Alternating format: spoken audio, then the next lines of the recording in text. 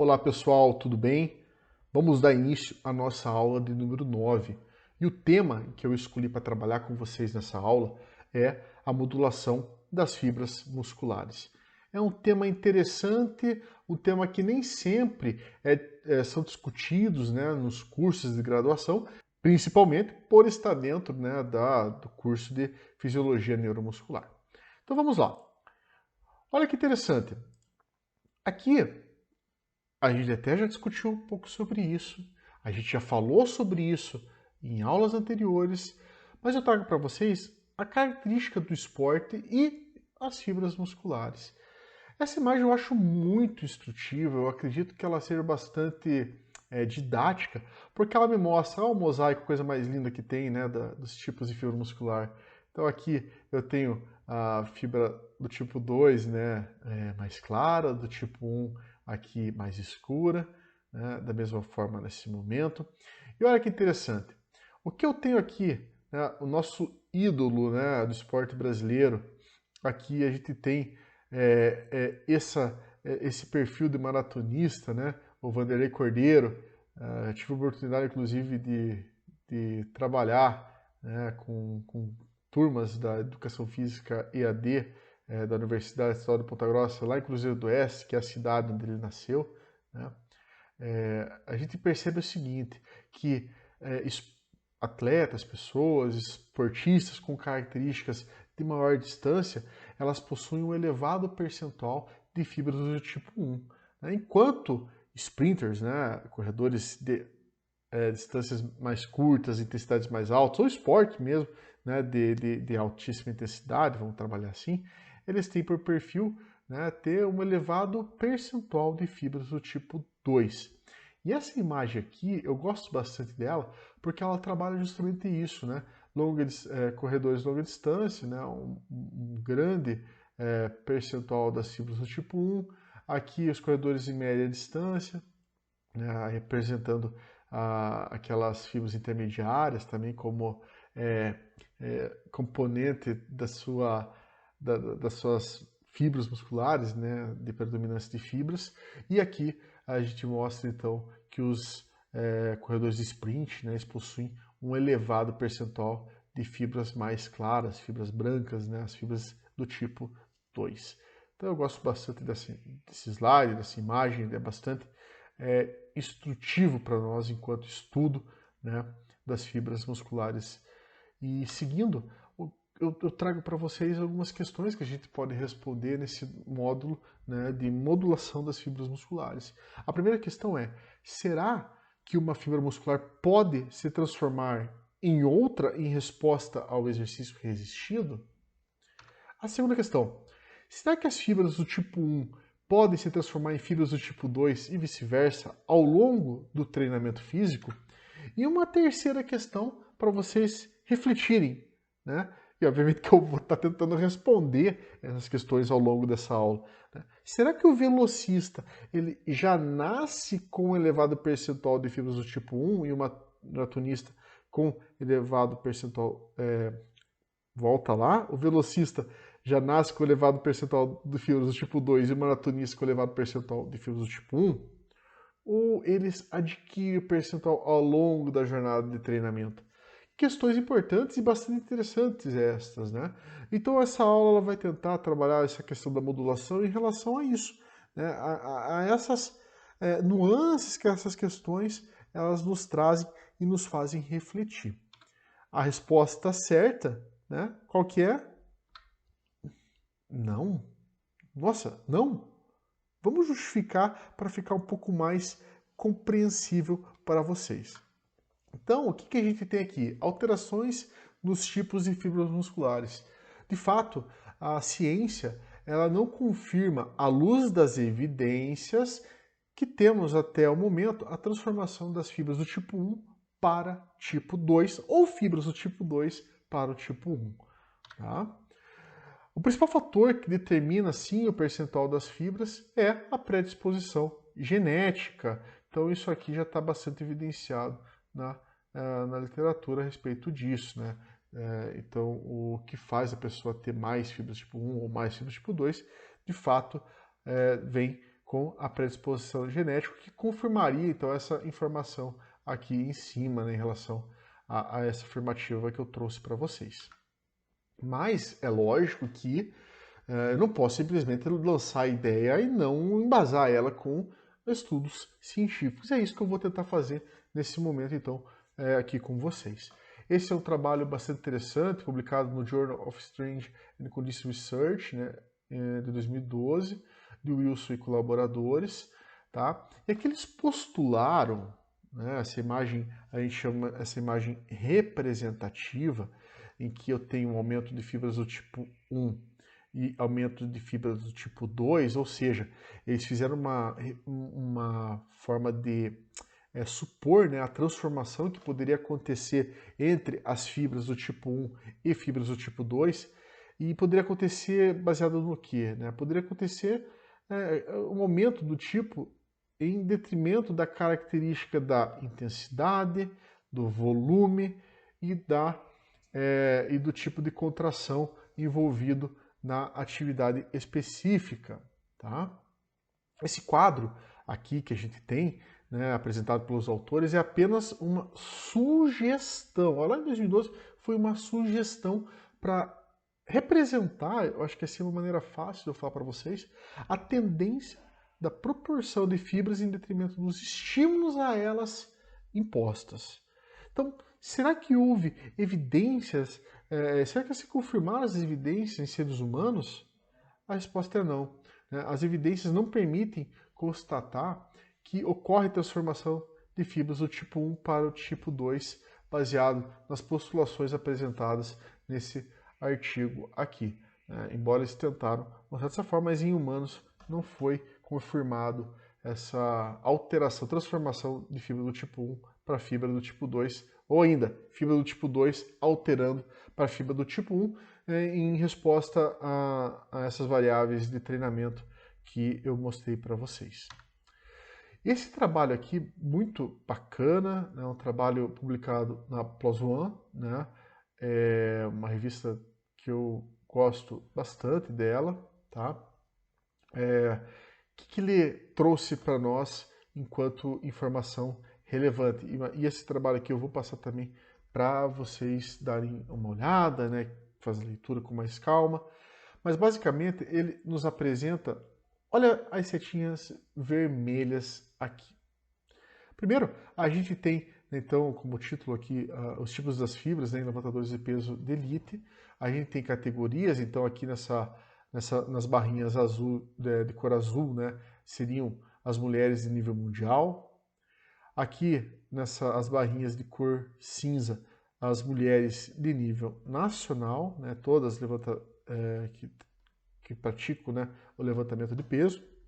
E aqui embaixo, nas barrinhas de cor branca ou sem coloração, né, os homens de nível mundial. E aqui a gente tem, né, as isoformas das cadeias pesadas de miosina, né, tanto as fibras do tipo 1, né, as fibras lentas de contração lenta, e passando aqui para as fibras de contração super rápida e isoforma rápida. Então, a fibra do tipo 1, as híbridas, fibra do tipo 2A, fibra do tipo 2X. E olha que interessante. Aparentemente, nesse estudo, o que se mostrou foi que as fibras do tipo 2, tá, fibras do tipo 2X, elas sim podem se transformar em fibras do tipo 2A. Isso é evidente principalmente pelo fato, né, dessas pessoas, esses atletas de elite, né, terem muita isoforma do tipo 2A e não apresentarem não apresentaram nesse estudo a isoforma do tipo 2X. Quer dizer, é um indício de que a transformação dentro das fibras do tipo 2, sim, pode ser possível.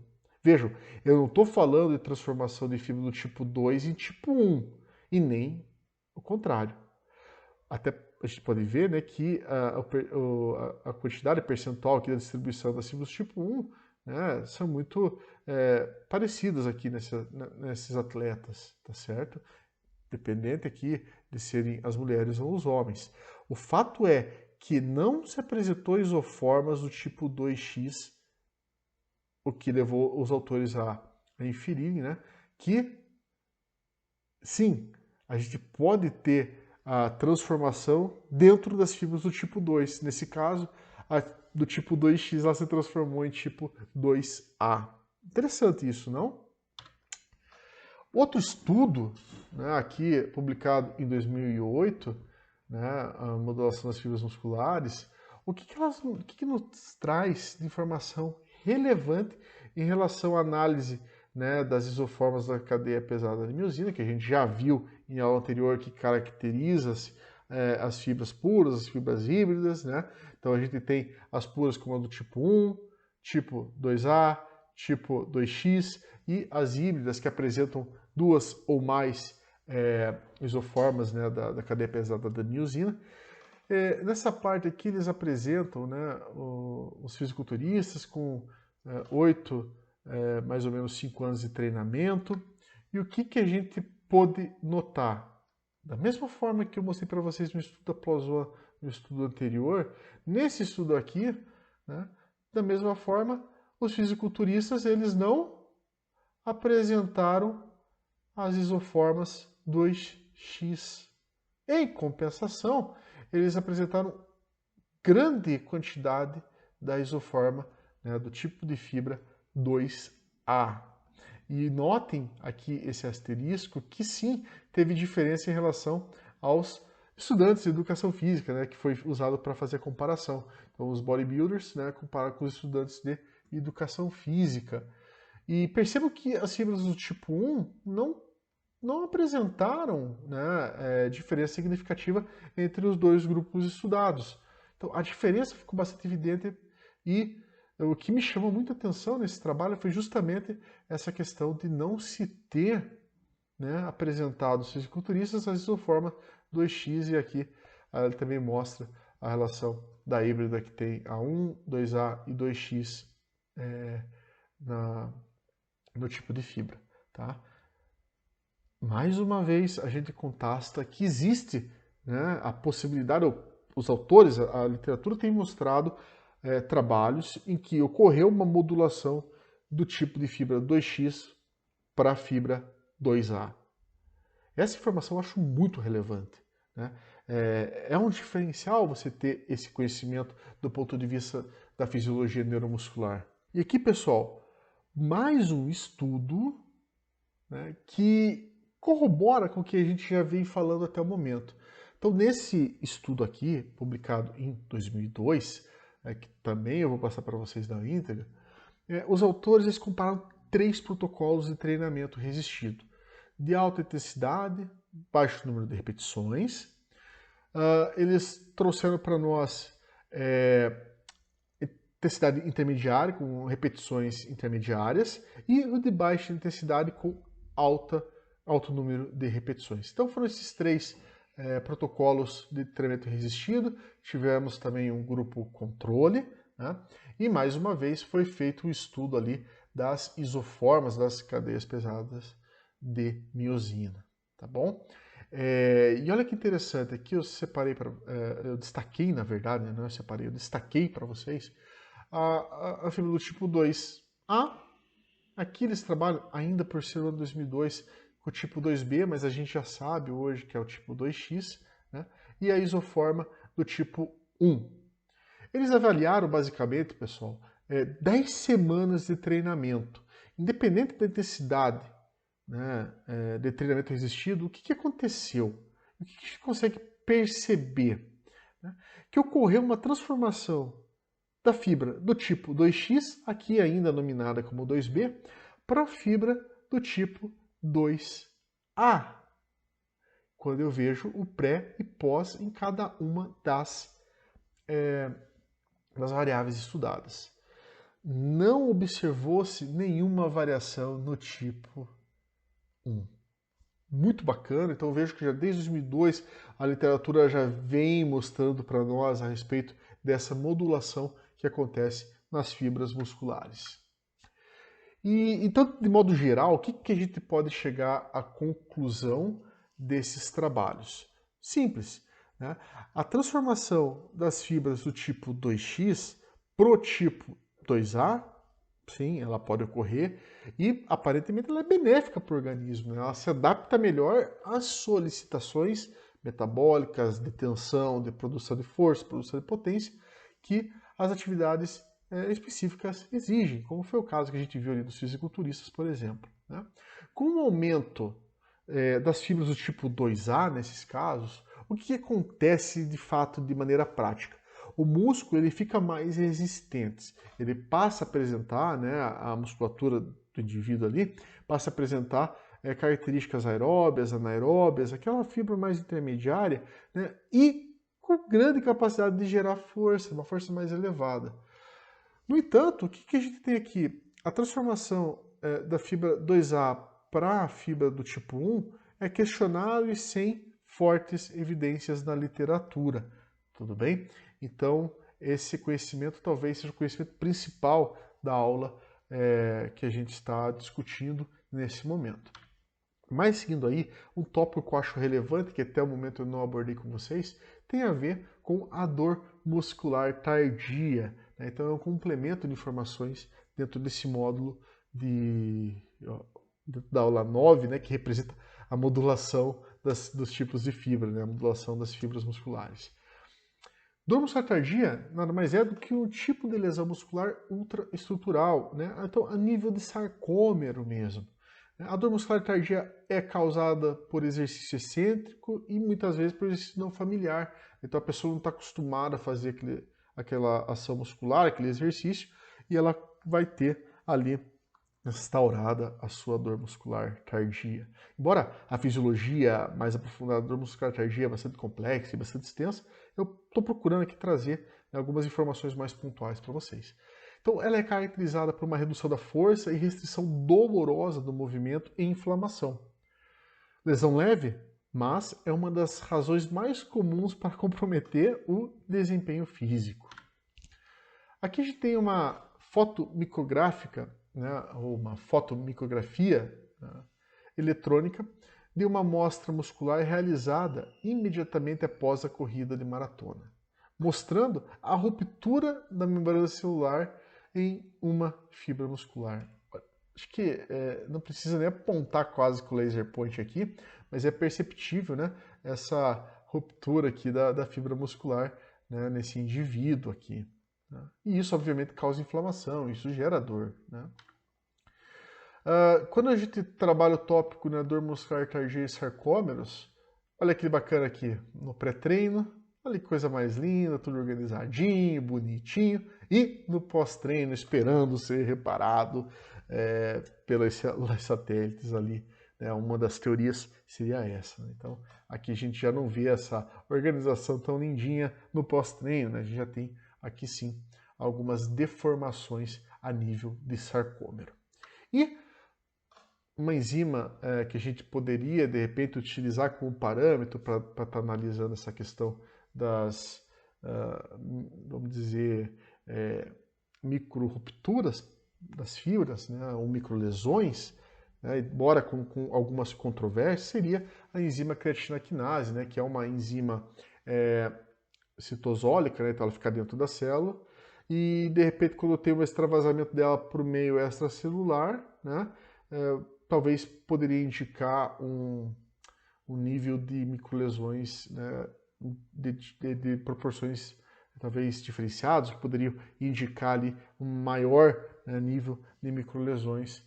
Então o que acontece? Aqui a gente tem nesse primeiro comportamento, né, aqui indivíduos treinados e comportamento em relação a horas e dias após o treinamento, após a intervenção com o exercício físico, por exemplo. Né? E aqui nessa linha com bolinhas brancas, né, sem estar colorida, eu tenho os indivíduos não treinados. E percebam que as respostas da enzima creatina quinase aqui, né, elas são muito mais agudas em relação ao indivíduo treinado. Então, a dica seria, né, quanto mais a gente treinar, menos a gente sofreria com essa os efeitos da dor muscular tardia, embora o treino, de fato, ele vai causar certa dor e a gente deve até aproveitar essa dor, curtir, porque é uma dor positiva, é uma dor boa, né, que o treinamento, que o exercício físico, ele nos causa. E obviamente que a gente sabe que isso depois vai causar adaptações muito positivas e que melhoram em todos os aspectos, desde força muscular, mobilidade, né, e assim por diante. Então, pessoal, eu finalizo aqui a nossa aula 9, modulação das fibras musculares. Espero ter trazido informações relevantes para vocês. A gente trabalhou um pouquinho mais com artigos científicos nessa aula.